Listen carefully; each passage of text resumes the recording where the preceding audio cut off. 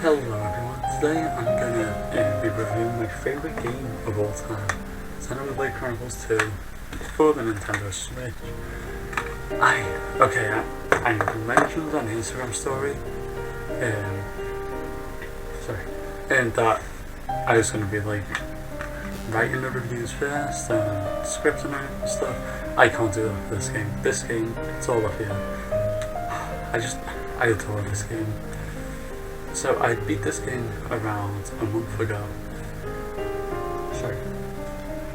Just out of breath a bit. Yeah, I'm not used to recording videos like this. This setup was really annoying too. I mean, you can't see it, but it was really annoying to get set up, so we're out of breath from that, so sorry. But anyway, yeah, I said I was going to write the reviews first and then, talk about them, but I just can't. Okay, so first of all, I want to talk about, this is going to be spoiler free, it says in the title, the main reason I'm doing this review is because Xenoblade Chronicles Definitive Edition comes out 8 days from when this is being recorded. Hopefully I can get this out the same day that I'm recording it. I can't promise that, but yeah, today is the 21st of May, and the Xenoblade Definitive Edition comes out May 29th. So I thought while everybody's hyped for it, I'll review my favourite entry in the franchise. I haven't played the first one yet. I played Xenoblade X and I played this. So who knows, I might even enjoy Definitive Edition more than I enjoy this beauty of a game, which I adore. Okay, so we'll start off with the story. So the game, it sounds kind of basic, this story.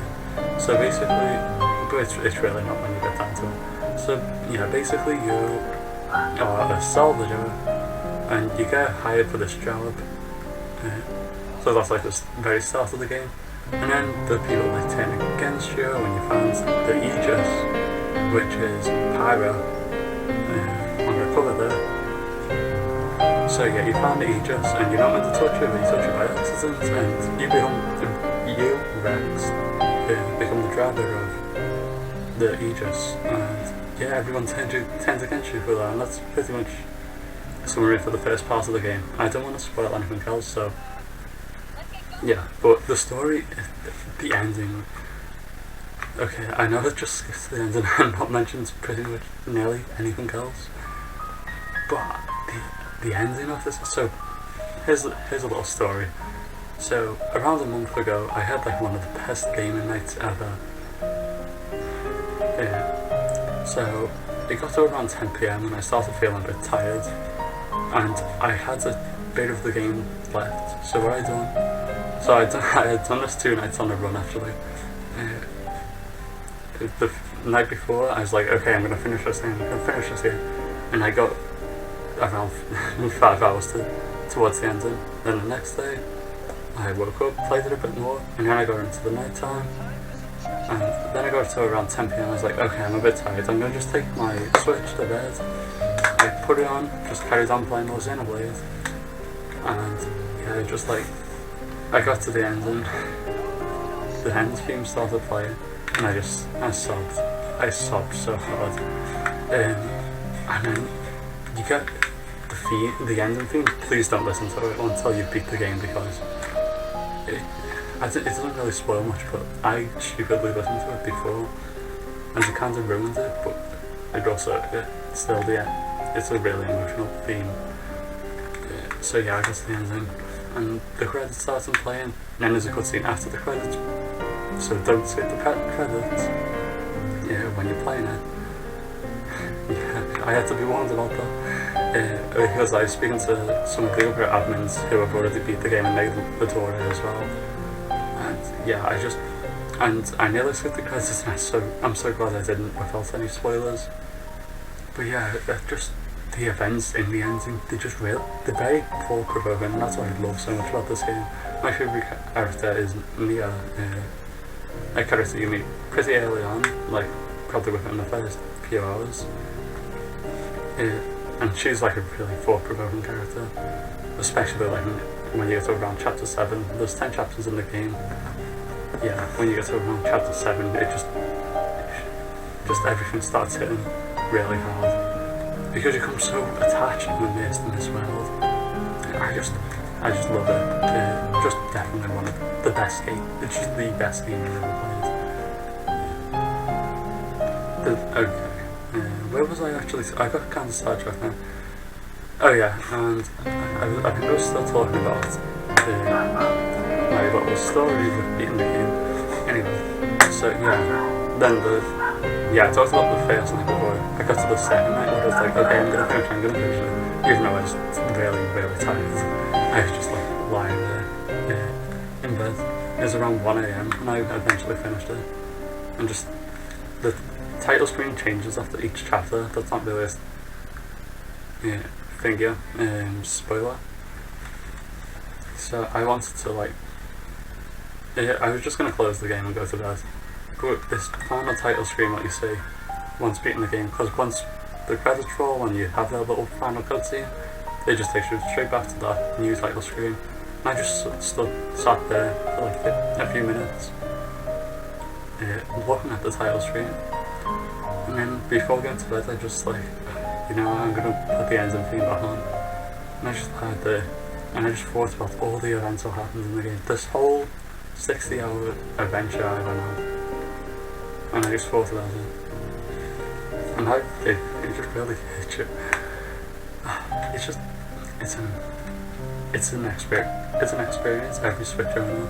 If you're not a Switch owner, why go do that? I mean, it's kind of hard right now, but when you can get one, but every person who owns a Switch needs to play this game. I mean, I can say it's kind of not for everyone. The combat, I wasn't a fan of at first, but I got about around midway through.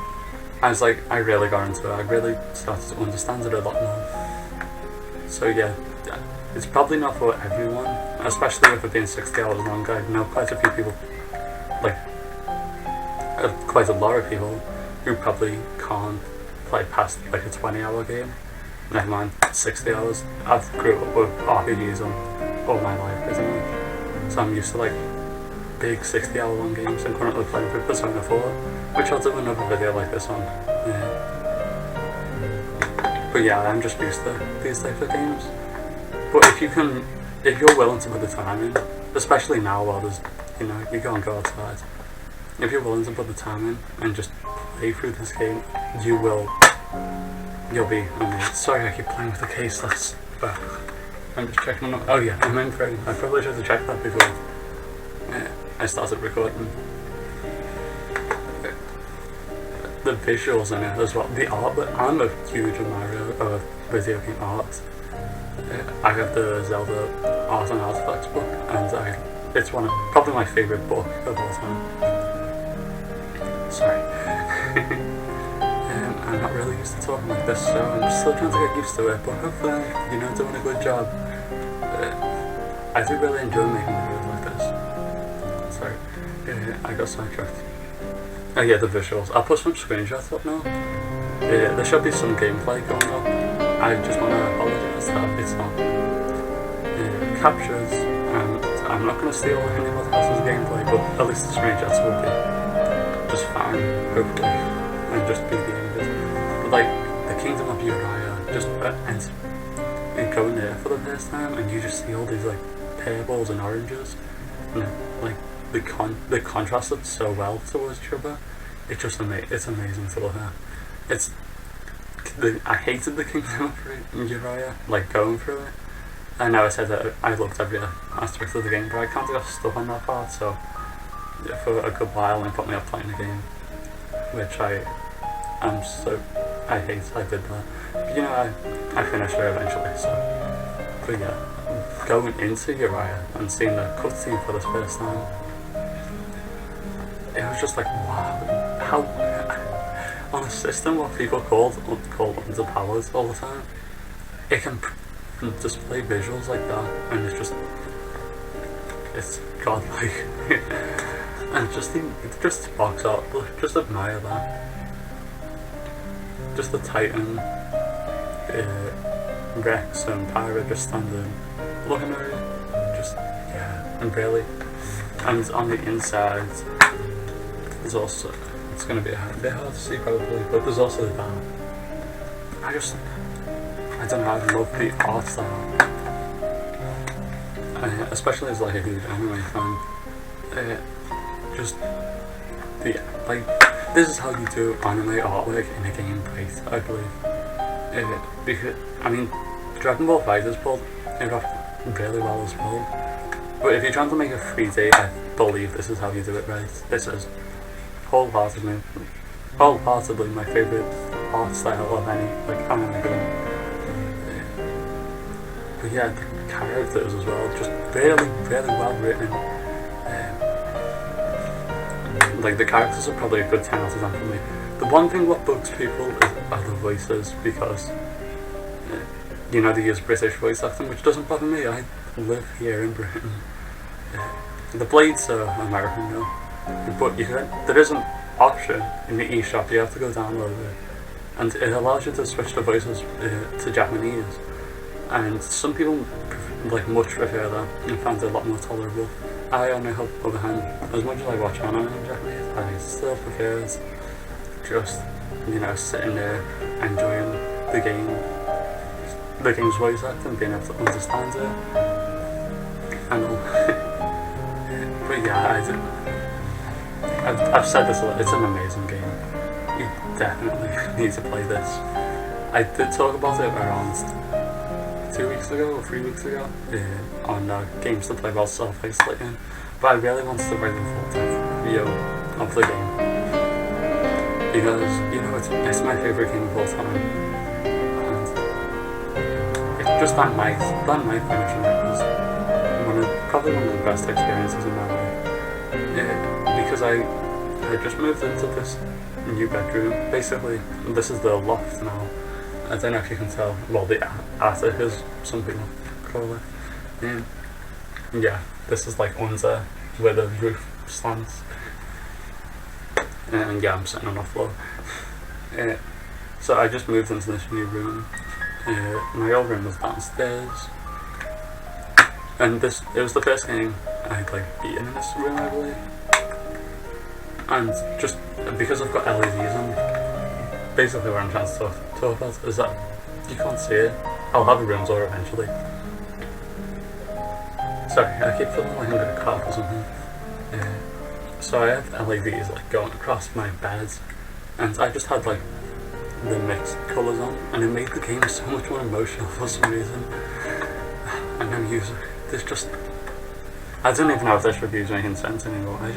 I want to talk about this game, but I can't put it into words.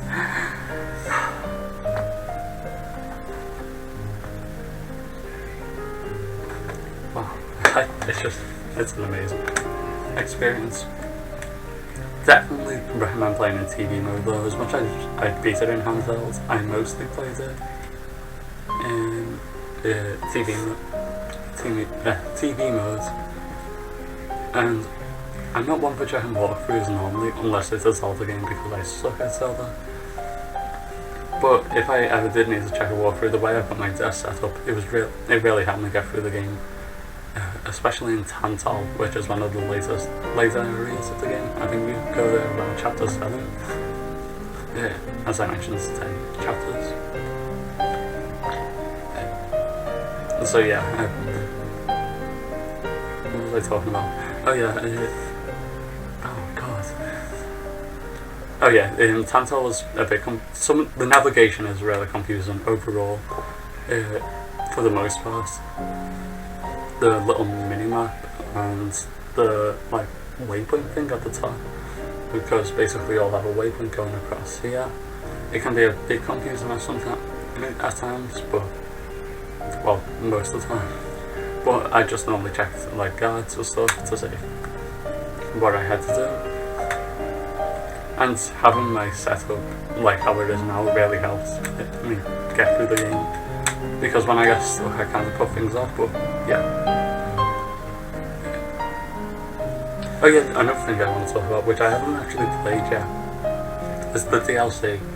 There's the expansion pass, and that involves, from what I saw in screenshots, it involves Shulk from Xenoblade Chronicles 1. And yeah, I'm really looking forward to playing the expansion pass at some point. And there's also Torn of the Golden Country, which you can buy as a standalone title, and you can get it physically. And you can also buy it on the shop as DLC for Xenoblade Chronicles too. But it's really cool that they made a physical release for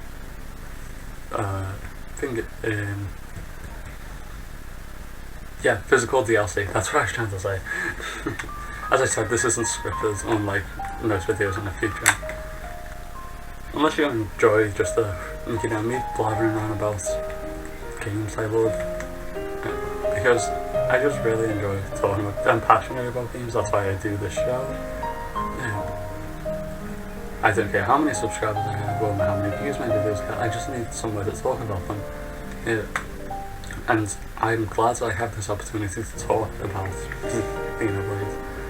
And yeah, just how much I hope this inspires some people, because I know we've done like a poll to say if people were actually playing the games we were reviewing, and most people said Xenoblade Chronicles 2. Yeah, basically we put on our Instagram, do you buy the games have you ever bought a game what we've reviewed, and have we inspired you to? And then we left like a little question sticker, I believe they're called, on Instagram. And most people put on that question sticker, we bought Xenoblade Chronicles 2 because of your review. So please go check out our review on the account. It's going to be much better than this, because I'm basically just biased because it's my favourite game. I can't see the negatives apart from the way, but I still say it's a 10 out of 10 game. Yeah, and also beat 'em ups doesn't like it, so I don't know if you sad with beat 'em ups. Well, if you agree with beat 'em ups like most of the time, you might not enjoy it, but you just gotta play the games to see for yourself. Okay, so I guess I'm gonna end this video here because I'm done rambling about this game I love, which you should play. Released on the Nintendo Switch December 1st, 2017, and Xenoblade Chronicles Definitive Edition is coming out May 29th, 2020. So play both of them. Show the franchise some love, because it really deserves it. It's a very underrated franchise up until Definitive Edition was announced, and now people start talking about it like they played the franchise their whole lives. But yeah, thanks for watching this video, and I really hope you enjoyed it, because I do plan to make more like little discussion, reviews, and things. So yeah, bye guys.